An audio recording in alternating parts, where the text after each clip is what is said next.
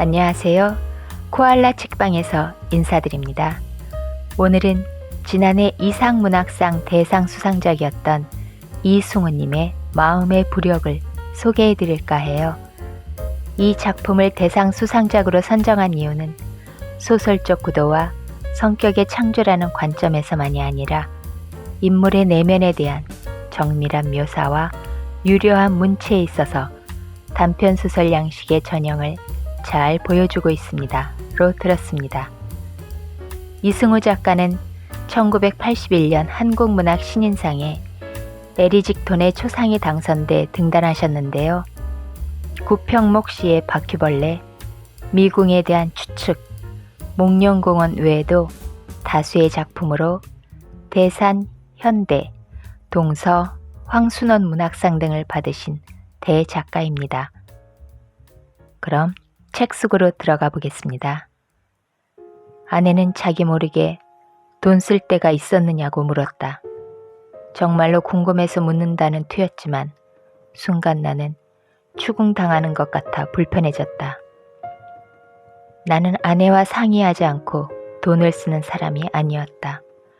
매달 초 어머니께 자동이체 되는 금액이 얼마인지 아내도 알고 있었다. 다음 날 어머니와 통화하려는데 저예요, 어머니 하고 인사를 하자 누구냐, 성준이냐 하는 물음이 돌아왔다. 성준은 형의 이름이었다. 내 정신 좀 봐라. 성준일 리가 없지. 어쩐 일이냐? 나는 일단 안도했지만 서서히 경직되는 걸 피할 수 없었다. 오늘이 어머니를 뵈러 가는 날이라는 걸 기억하지 못하는 것이 분명했다.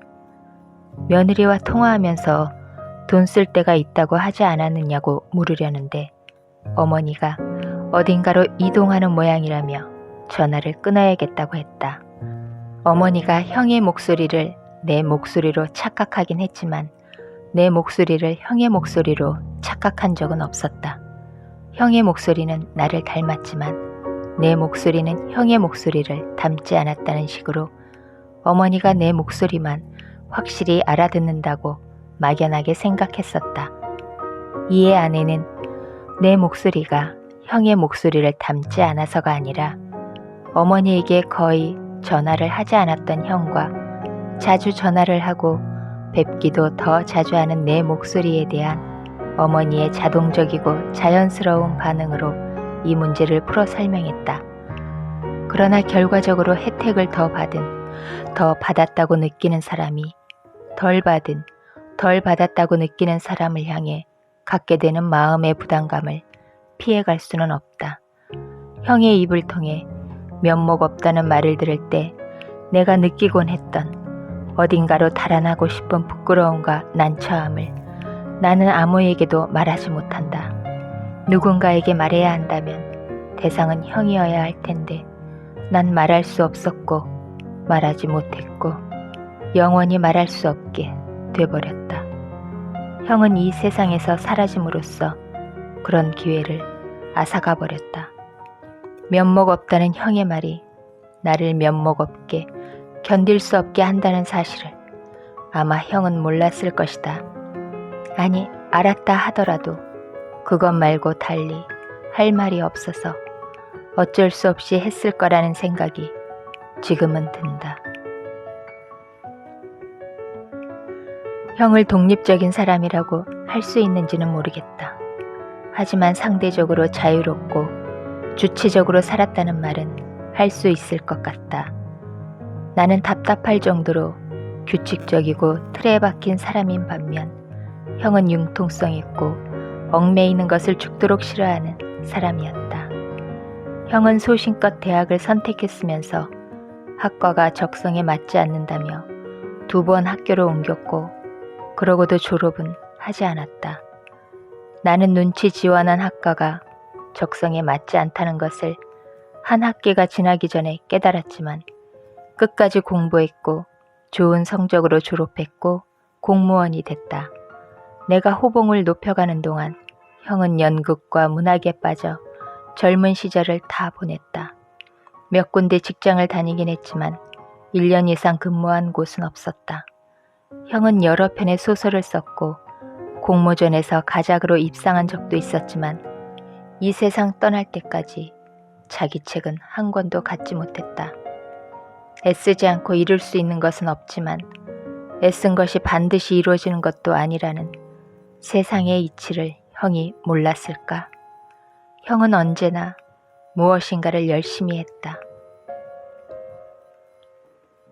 나는 때때로 나와 다른 형의 기질을 부러워했지만 내가 하고 싶은 일이 무언지 잘 떠오르지 않았기에 적극적이지 않았다. 그렇다면 나야말로 태만한 사람이 아닌가. 삶에 대한 의욕도 사랑도 없는 것 같았기에 자주 열등감에 시달렸다. 주위에서 어려운 환경 속에서도 끈기와 성실로 나를 지켜 세울 때 어딘가 구멍을 파고 내 몸을 숨기고 싶었다. 내가 이룬 알량한 성취가 적극성의 결여로 인해 주어졌다는 것을 어떻게 이해해야 할까? 다음 날 저녁 아내의 핸드폰으로 어머니가 전화를 걸어왔다. 여러 군더더기 말을 되풀이하던 아내가 어느 순간 송수하기를 가리고 내게 또 돈 이야기 하셔. 왜 꼭 나한테 말씀하시는지 몰라. 들어볼래? 하며 전화기를 내밀었다. 그러자 차분하고 또렷한 목소리가 귓속으로 쏟아져 들어왔다. 늙은이가 어디 돈 쓸 데가 있겠냐. 오해 말고 들어라. 성식이는 대학 졸업하고 대학원도 다니고 결혼도 하고 집도 샀다. 물론 그놈이 제 힘으로 다 했지. 장한 아들이다. 그런데 성준인 대학도 졸업 못하고 결혼도 안 하고 집도 없이 산다. 어렵게 산다. 그런데도 돈 달라는 소리 한 번 안 했다. 딱 한 번 빼놓고는. 지방 어느 소도시에서 연극을 하고 지낼 때였는데 카페를 하겠다고 도와달라고 했다. 그때 성식이 대학원 등록금을 마련해야 할 때라 여유가 없었다. 아마 좀 듣기 싫은 소리를 했던 것 같다. 나이가 몇인데 언제까지 그러고 살래? 성식이 사는 것 좀 봐라. 내가 미쳤지. 왜 그런 소리를 했을까?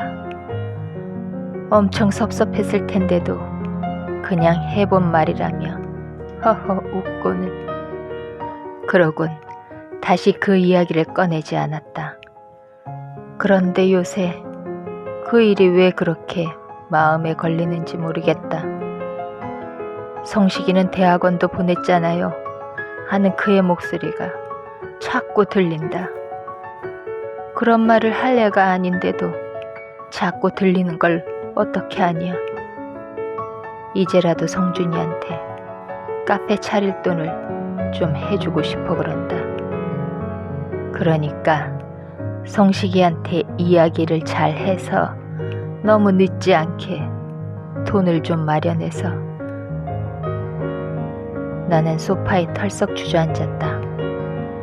내가 느껴온 것처럼 어머니가 수시로 느껴왔을 회한과 죄책감에 대해서는 생각하지 못했다. 상실감과 슬픔은 시간과 함께 묽어지지만 회한과 죄책감은 더 진해진다는 사실을, 더 또렷해진다는 사실을 이해하지 못했다. 다음 날 어머니에게 무슨 이야기를 할지 확실하게 정하지 않은 상태에서 전화를 걸고 있었다. 이번에도 어머니가 성준이냐 하고 물어왔다. 나는 잠깐 비틀거렸고 그 짧은 순간에 내가 할 역할을 선택했다. 네, 성준이에요. 별일 없죠? 찾아뵌다 하면서도 통 시간을 못 내네요. 새로운 연극을 맡았거든요. 그런데 어머니, 조건이 괜찮은 카페가 싸게 나왔다는 거 이번 주에 계약을 하려고 하는데. 긴 호흡으로 묵독하였습니다. 담백한 서술 속에서 말과 내용은 한 몸인 듯 자연스러워 문장의 외피 없이 진솔한 내용만 다가오는 느낌입니다. 이외에도 박형선님, 윤성희님, 한지수님 등의 신박한 작품들도 많으니까요. 꼭 읽어보시기 바랍니다. 그럼 오늘은 여기서 인사드리겠습니다. 한 줌의 쌀이 되고픈 손안의 책방, 코알라 책방이었습니다. See you again.